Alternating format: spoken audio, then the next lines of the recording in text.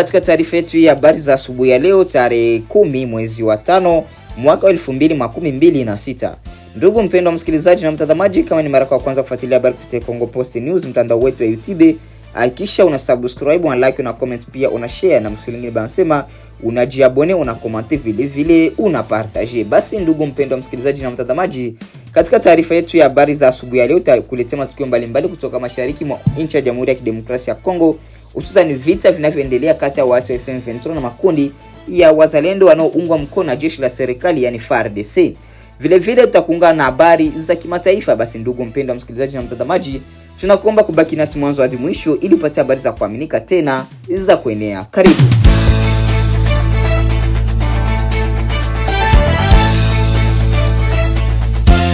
Hii ni ripoti maalum kuhusu hali ya usalama mashariki mwa nchi ya Jamhuri ya Kidemokrasia ya Kongo, hususan katika jimbo la Kivu Kaskazini ambako mashambulizi ya drone yameripotiwa kuwaua zaidi ya wapiganaji 12 wa AFC M23 katika eneo la Mushaki wilayani Masisi. Kwa mujibu wa taarifa kutoka vyanzo vya afya vilivyopo eneo hilo, mashambulizi hayo yalitokea siku ya Ijumaa tarehe 8 mwezi wa 5 mwaka 2026 katika mji wa Mushaki uliopo takriban kilomita 15 magharibi mwa mji wa Goma.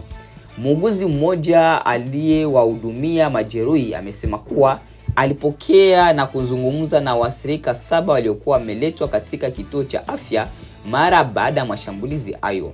Kwa mujibu wa ushuhuda wake, drone ya kwanza ikusababisha vifo vya raia, lakini shambulio la pili lilenga nyumba moja iliyokuwa ikitumiwa na wanachama wa AFC M23 pamoja na baadhi ya maafisa wao waliokuwa wakifanya kikao. Muuguzi huyo amesema kuwa nyumba hiyo iliyoko kwa mtu anayefahamika kwa jina la Eric ilikuwa imejaa wapiganaji na viongozi wa jeshi wa kundi hilo. Anaeleza kuwa watu waliokuwa ndani ya nyumba hiyo walikuwa ni wanajeshi pekee na hakuna taarifa ya kuwepo kwa raia wakati wa shambulio hilo. Amesema kuwa baada ya mlipuko huo majeruhi kadhaa walikimbizwa kuelekea Goma kwa matibabu ya haraka, huku wengine wengi wakiripotiwa kupoteza maisha papo hapo. Kwa mujibu wa majeruhi waliohudumiwa, zaidi ya wapiganaji 12 wa AFC M23 wanadaiwa kufariki katika shambulio hilo. Taarifa zinaeleza kuwa matukio hayo yalitokea baada ya mkutano uliokuwa umeandaliwa na msimamizi wa wilaya Masisi ukihusisha viongozi wa eneo pamoja na maafisa wa kijeshi wa AFC M23. Mkutano huo ulifanyika kuanzia majira saa 5 hadi saa 7 mchana katika mji wa Mushaki. Baada ya kikao hicho, washiriki walialikwa kwenye hafla ndogo ya chakula na vinywaji iliyofanyika katika makazi yanayojulikana kama Rika, eneo ambalo linadaiwa kuwa sehemu ya utalii ndani ya Masisi. Ni katika mazingira hayo ambako majira ya saa 10 na dakika 20 jioni mashambulizi mawili ya drone yalitekelezwa kwa tofauti ya takriban dakika 30. Mashambulizi hayo yalilenga eneo la mkutano pamoja na shamba lililopo karibu na eneo la soko kuu la Mushaki. Hadi kufikia sasa hakuna kundi wala jeshi lililojitokeza rasmi kuhusika na mashambulizi hayo.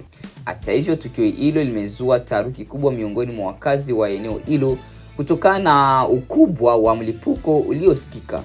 Vyanzo vya ndani vinaeleza kuwa takriban raia 35 walijeruhiwa kutokana na vipande vya mlipuko, hasa wale waliokuwa karibu na soko pamoja na maeneo yanayozunguka sehemu zilizolengwa.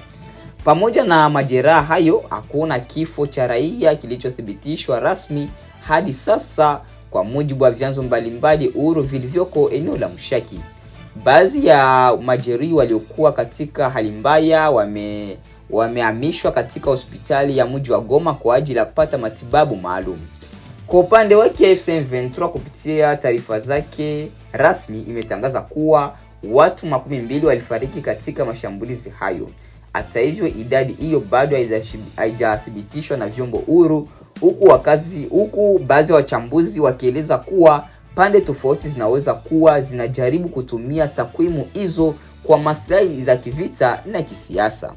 Mashambulizi haya yanaongeza hali ya wasiwasi katika eneo la Masisi ambalo limeendelea kushuhudia mapigano na mashambulizi ya mara kwa mara kati ya makundi yenye silaha na vikosi mbalimbali vinavyohusika katika mzozo wa mashariki mwa nchi ya Jamhuri ya Kidemokrasia ya Kongo. Mpaka sasa mamlaka za serikali ya Kongo hazijatoa tamko rasmi kuhusu tukio hilo wala kuhusu chanzo halisi cha mashambulizi hayo ya drone.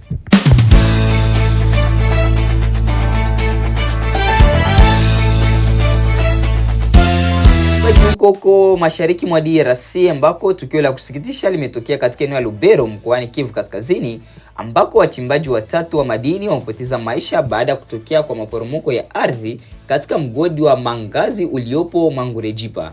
Kwa mujibu wa taarifa kutoka vyanzo vya ndani pamoja na mashahidi wa tukio hilo, ajali hiyo ilitokea wakati wachimbaji hao walikuwa wakiendelea na shughuli zao za kawaida za uchimbaji ndani ya mgodi huo wa madini unaotumiwa na wachimbaji wa kienyeji.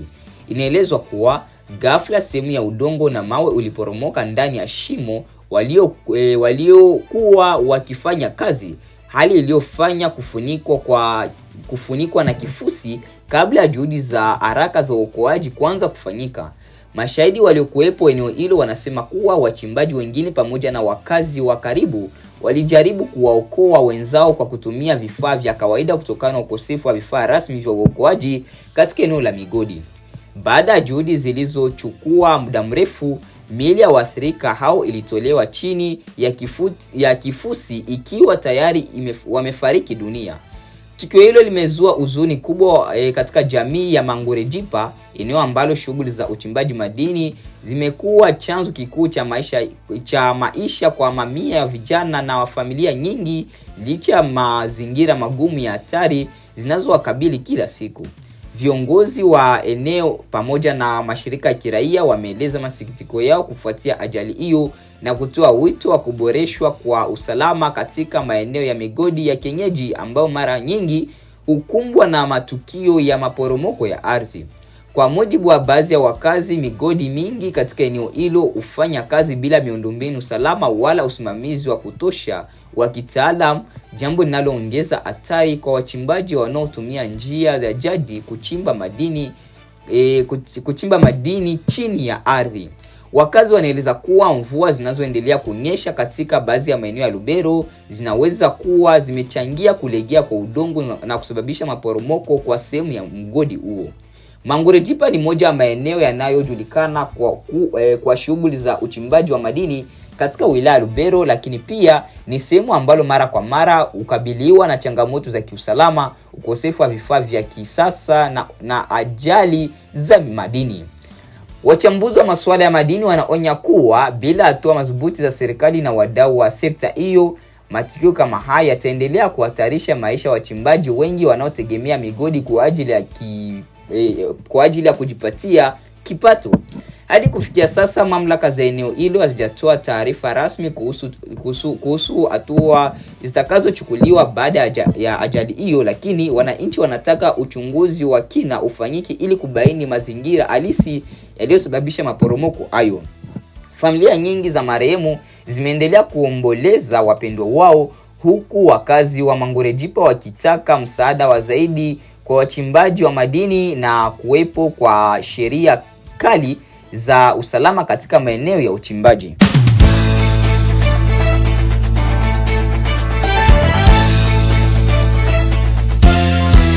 Twende na habari nyingine maalum kuhusu mvutano unaoendelea mashariki mwa nchi ya Jamhuri ya Kidemokrasia ya Kongo, ambako muungano wa M23 umeshtumu serikali ya Kinshasa kufuatia mashambulizi ya drone yaliyotokea katika eneo la Mushaki wilayani Masisi mkoani Kivu Kaskazini.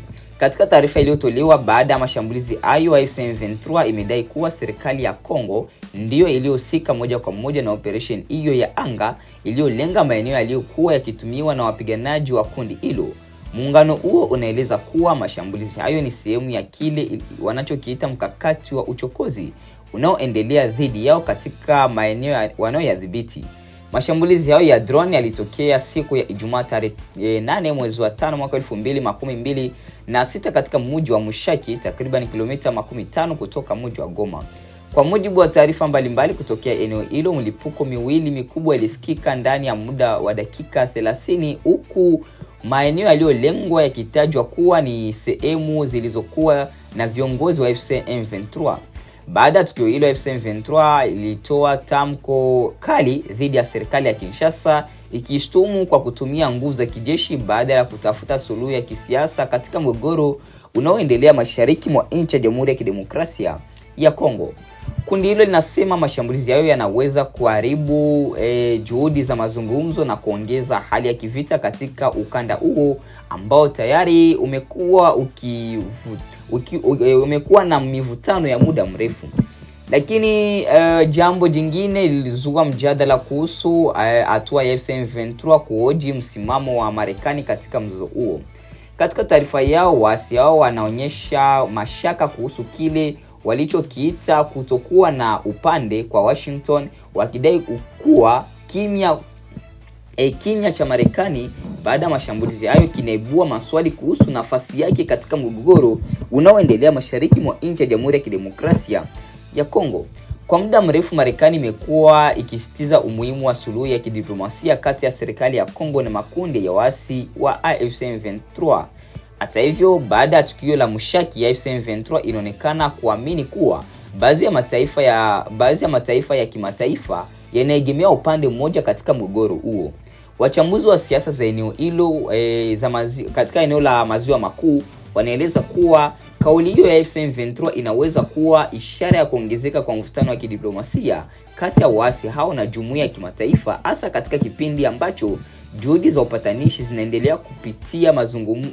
zinaendelea kupitia mazungumzo ya kikanda yanayoungwa mkono na nchi mbalimbali za Afrika Mashariki na Kusini mwa Afrika.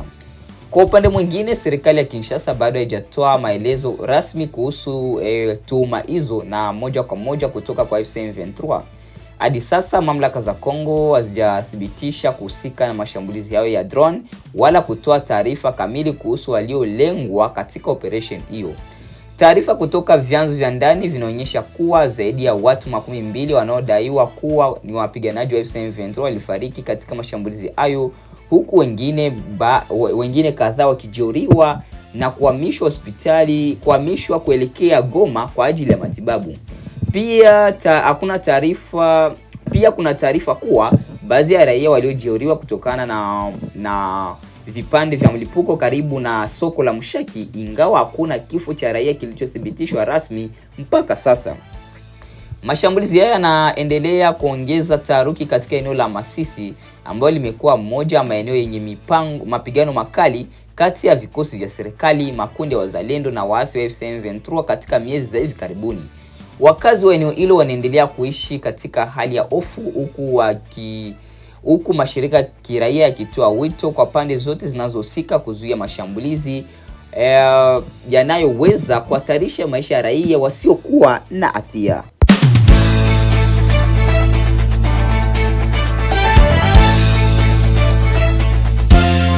Za taarifa zetu mbalimbali kutoka mashariki mwa nchi ya Jamhuri ya Kidemokrasia ya Kongo, basi acha nikuunge moja kwa moja na habari za kimataifa. Karibu.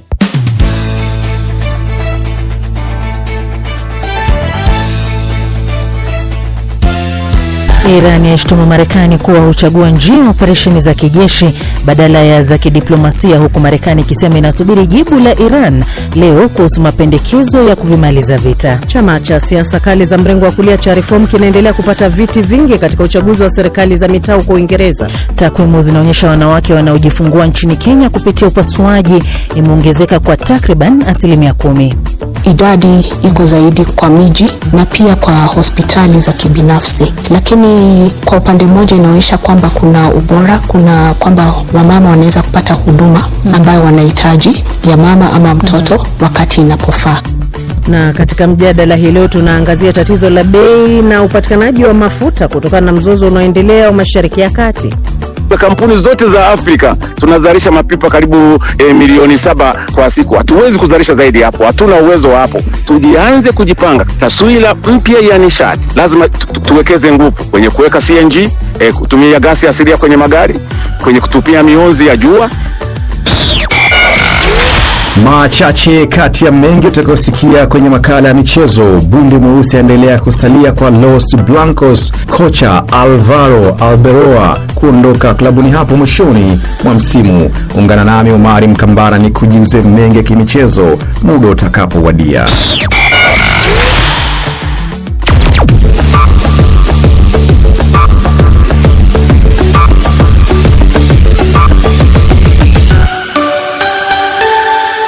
Kwanza ni taarifa ya habari za dunia ukisomewa na Victor Kenani. Waziri wa mambo ya nje wa Iran Abbas Araghchi ameshtumu Marekani kwa kuacha diplomasia na kukumbatia kile alichokiita ushupavu usio wa busara. Zaidi na Ahmed Bahaj. Katika ujumbe kwenye mitandao ya kijamii, Bwana Araghchi alisema kila mara suluhisho la kidiplomasia kwa mzozo huo lilipowekwa mezani, Marekani badala yake ilichagua hatua za kijeshi za kiholela. Kauli zake zilikuja baada ya pande zote mbili kulaumiana kwa kile kilichoeleza kuwa mapigano makubwa ya kijeshi katika mlango bahari wa Hormuz. Mapigano hayo yalitokea licha ya usitishaji wa mapigano ambao Rais Trump anasisitiza bado upo. Bwana Araghchi alisema kwa sababu yoyote ile, Iran haitawahi kukubali kushinikizwa. Chama cha mrengo wa kulia nchini Uingereza Reform UK kinaendelea kupata mafanikio huku kura zikihesabiwa katika uchaguzi wa serikali za mitaa. Kwa ahadi ya kupunguza uhamiaji na kupunguza msaada kwa nishati safi, chama cha Reform kinaonekana kuwa tayari kushinda viti vya serikali za mitaa kote nchini, kikivipiku vyama vya Labour na Conservative. Chama cha Green Party pia kimepata ongezeko la uungwaji mkono, huku chama cha kitaifa cha Plaid Cymru kikitaribiwa kuchukua udhibiti wa bunge la Wales. Shirika la chakula na kilimo la Umoja wa Mataifa FAO limetangaza kuwa bei za vyakula duniani zimeongezeka kwa mwezi wa 3 mfululizo kufikia mwezi Aprili. Ongezeko hilo limechangiwa zaidi na kupanda kwa bei ya mafuta na mbolea ya mimea kufuatia usumbufu uliosababishwa na vita vya Iran. Kielezo cha bei za chakula cha FAO ambacho hupima mabadiliko ya bei za bidhaa mbalimbali za chakula katika masoko ya kimataifa kiliongezeka kwa 1.6 mwezi Aprili. Unaendelea kusikiliza taarifa ya habari kutoka idhaa ya Kiswahili ya BBC.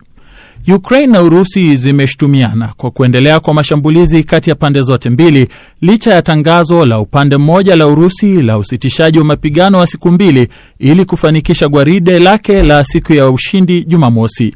Zaidi na Hamid Abubakar.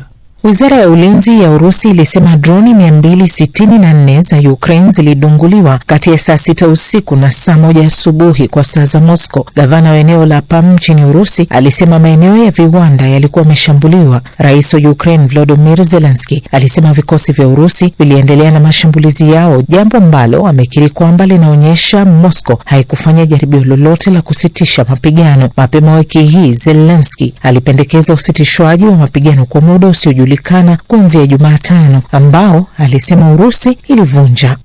Watu wasiopungua 11 wamefariki baada ya mgodi wa dhahabu kuporomoka magharibi mwa Kenya. Maafisa wanasema mgodi huo katika milima ya Rumors Hills uliporomoka baada ya maporomoko ya miamba Alhamisi jioni. Timu za uokoaji zinaendelea kutafuta katika eneo hilo ambapo sauti zimesikika chini ya vifusi zikiongeza matumaini kwamba manusura huenda bado wamenaswa. Shirika la Msalaba Mwekundu nchini Kenya limesema idadi ya wachimbaji waliokuwa chini ya ardhi bado haijulikani, huku watu kadhaa wakiwa bado hawajulikani walipo. Na polisi nchini Ujerumani wamesema kisa cha utekaji katika benki kusini magharibi mwa nchi hiyo kimekwisha. Maafisa waliingia ndani ya jengo hilo katika mji wa Sinzig na kuwakuta mateka wawili wakiwa hawajadhurika, lakini hakukuwa na dalili yoyote ya mhalifu huyo. Awali polisi walisema watu kadhaa walikuwa wanashikiliwa mateka, akiwemo dereva wa gari la kusafirisha fedha ambalo lilishambuliwa asubuhi. Jengo hilo lilikuwa limezingirwa na polisi huku helikopta ikizunguka juu. Hivyo haijulikani jinsi mhalifu huyo alivyotoroka. Hii ni BBC. Shukran Victor Kenani kwa taarifa ya habari za dunia. Matangazo haya ya Dira Dunia yanapatikana visiwani Zanzibar kupitia Zenji FM, katika Jamhuri ya Kidemokrasia ya Kongo ni Radio Muungano Beni na Lizadil Radio. Nchini Kenya tegea sikio kupitia Nyota FM na Gulf Radio. Uganda ni Radio Lira na Radio Kitara. Tanzania napatikana kupitia Radio Free Africa, Radio Kwizera, Radio 1 na Radio 5.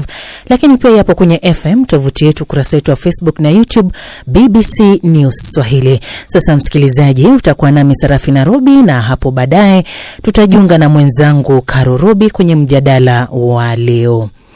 Tukianza na taarifa yetu kuni kwa waziri wa mambo ya nje wa Iran, Abbas Araghchi, amesema Iran haitasalimu amri kwa shinikizo lolote, akisisitiza kuwa kila jitihada za kutafuta suluhisho la kidiplomasia zinapofanywa, Marekani huchagua njia ya operesheni za kijeshi zinazoleta hatari kubwa zaidi.